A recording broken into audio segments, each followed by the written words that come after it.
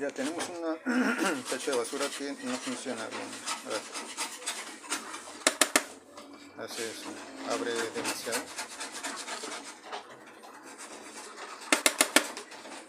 Y vamos a ver por qué se da.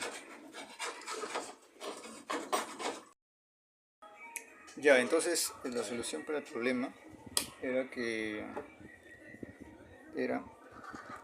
el motor estaba mal atornillado de fábrica y faltaba ajustarlo nada más. Ahora ya está.